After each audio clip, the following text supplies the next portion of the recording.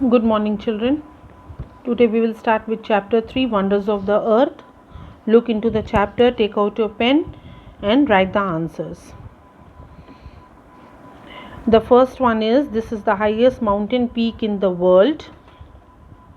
It is in Nepal and stands on the border of Tibet. It was named after Sir George Everest.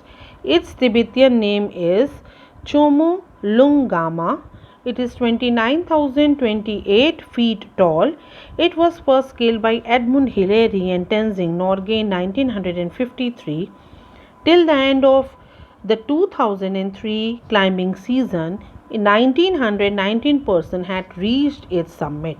यानी कि ये किसके बारे में बात हो रही है? तो माउंट एवरेस्ट के बारे में बात हो रही है। माउंट एवरेस्ट के बारे में कहा जाता है कि ये वर्ल्ड की हाईएस्ट पीक है, माउंटेन पीक है। कहाँ है? तो नेपाल में है, तिब्बत के बॉर्डर पे है और सर जॉर्ज एवरेस्ट के नाम पे ही इसका नाम पड़ा है। और तिब्बतियन लोग जो होते हैं, तिब्बत के लोग इसे चोमुलुंगामा बोलते हैं। और अभी तक 1919 लोग 1919% इस पर क्लाइंब कर चुके हैं, इसकी चोटी तक पहुंच चुके हैं, पीक्स को कैप्चर कर चुके हैं। और जो सबसे फर्स्ट पर्सन था वो जो इस माउंट एवरेस्ट पे चढ़ा वो था एडमुंड हिलेरी एंड टेंजिंग नॉर्गे। 1953 में ये लोग इस पर्वत के शिखर तक पहुँचे। The second one, this is the largest coral reef spanning more than 2,000 kilometers along the coast of Australia. It is home to thousands of species of plants and animals. It runs parallel to the Queensland coast and has been designated by the Australian government as a marine park. तो इसका क्या नाम है? The great barrier reef. ये क्या है?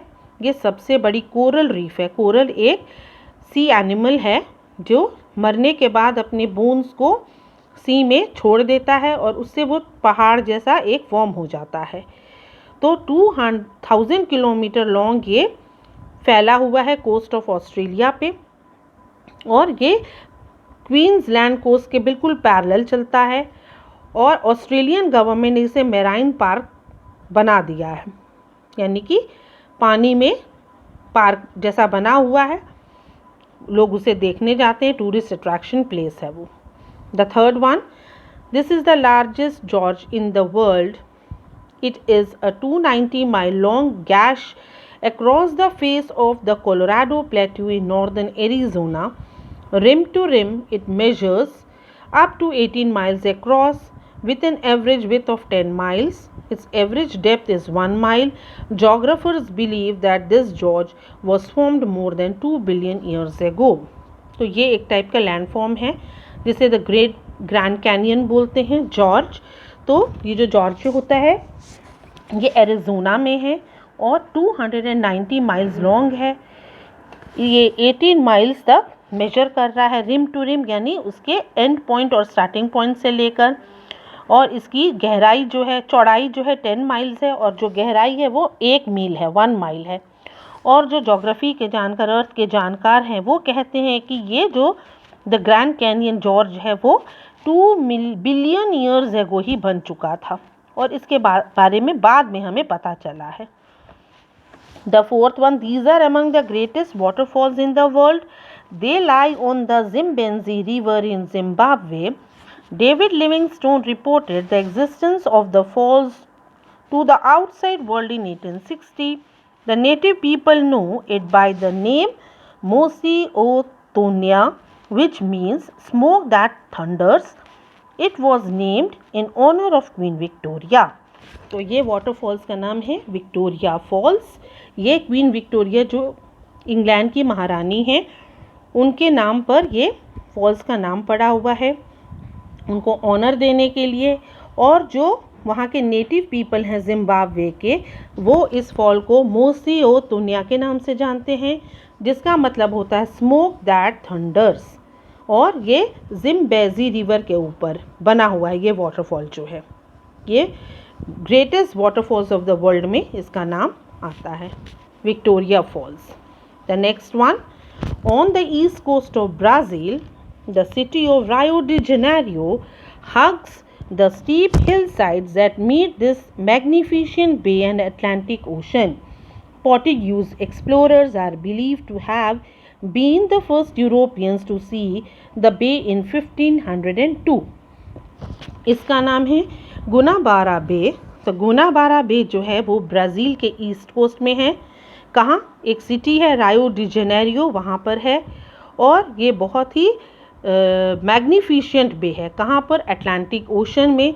और जो पोर्टुगीज़ एक्सप्लोरर्स हैं, पुर्तगाल के रहने वाले जो एक्सप्लोरर्स हैं, वो मानते हैं कि वो फर्स्ट यूरोपियन हैं जिन्होंने इस बे के बारे में जाना, गुनाबारा बे के बारे में। The next one, on the afternoon of February 20, 1943, Dionisio Pulido, a farmer in the Mexican state of Michoacan, was re-dyeing his fields for spring sowing when the ground nearby opened in a fissure that was terribly long. This is the world's most renowned volcano. Volcano क्या होता है? जो पृथ्वी के अंदर से एक pressure बनता है और बाहर एक वेंट के थ्रू सारा मॉल्टन लावा जो होता है, वो मैग्मा जो होता है, बाहर निकल के फट जाता है। तो एक दिन फरवरी 20, 1943 को दोपहर के टाइम जब ये फार्मर डियोनिसियो पुलिडो काम कर रहा था, मैक्सिकन फार्मर था, तो अचानक से वो तैयारी कर रहा था अपने स्प्रिंग सीजन में सीड्स को सो करने की, और अचानक से एक ओपनिंग से एक वहाँ पे होल बन गया और वहाँ से सारा मैग्मा बाहर आना शुरू हो गया। तो ये बहुत ही नामी वोल्केनो है, रिनाउंड है। इसका नाम है Paricutin volcano. The next one, this is an atmospheric phenomenon consisting of bands or streams of light. This brings two mythological deities, Aurora, Roman goddess of light. This brings Roman goddess of the dawn, and Boreas, Greek god of the north wind, to describe an event witnessed at night in the northern hemisphere at the magnetic poles of the earth. तो ये क्या बोलता है कि ये क्या है? Northern poles पे ये ऑकर होता है, ये जो नेचुरल फेनोमिनन है।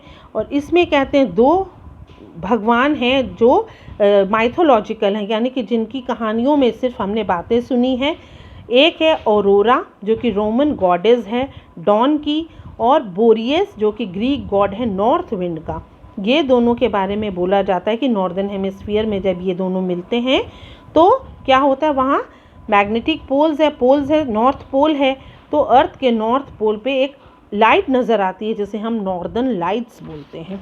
Okay children, now turn to chapter number 4। Chapter number 4, pollution यानी कि हमारे वातावरण को जो दूषित कर रहा है, जो स्मोक है, व्हीकल से निकलने वाली, फैक्ट्रीज से निकलने वाली। और पॉल्यूशन जो है बहुत टाइप का होता है। एक एयर पॉल्यूशन है, वाटर पॉल्यूशन है, सॉइल पॉल्यूशन है, नॉइज़ पॉल्यूशन है। So mainly there are 4 types of pollution. And what is the meaning of pollution? Pollution is the contamination of the air, water, soil. अगर हम उसे गंदा कर देते हैं, ख़राब कर देते हैं, तो उसे हम पॉल्यूटेड कहते हैं, उससे पॉल्यूशन फैलता है। Pollution has harmful effects on the environment. आपको पता है एनवायरनमेंट पे उसका कितना नुकसान वो करता है, कितना उसके हार्मफुल इफेक्ट्स हैं। और इसे 4 टाइप में डिवाइड किया गया, air pollution, water pollution, soil pollution and noise pollution. अब यहाँ पे पॉल्यूशन से ही रिलेटेड कुछ क्लूज़ हैं, वो आपको इस हेल्प बॉक्स से फाइंड आउट करनी है और उसे सही आंसर को यहाँ भरना है। तो पहला है, dash from factories and cars is one of the main reason of air pollution. तो फैक्ट्रीज और कार से क्या निकलता है? तो स्मोक निकलता है जो कि पॉल्यूशन का मुख्य कारण है। It has poisonous gases that cause dangerous health problems. उस स्मोक में बहुत सारी पॉइजनस गैसेज हैं, जहरीली हवा है जो हमारे हेल्थ के लिए प्रॉब्लम्स क्रिएट कर सकती है। The second one, factories, airports and construction sites are noisy places. यानी ये जो जगह होती हैं, एयरपोर्ट्स में एरोप्लेन्स की बहुत आवाज़ होती है, बहुत तेज़ आवाज़ होती है, फैक्ट्री से मशीनों की आवाज़ आती है, कंस्ट्रक्शन साइट में तोड़ फोड़ की आवाज़ आती है। तो ये सब नॉइजी प्लेसेस हैं। We hear a lot of noise every day.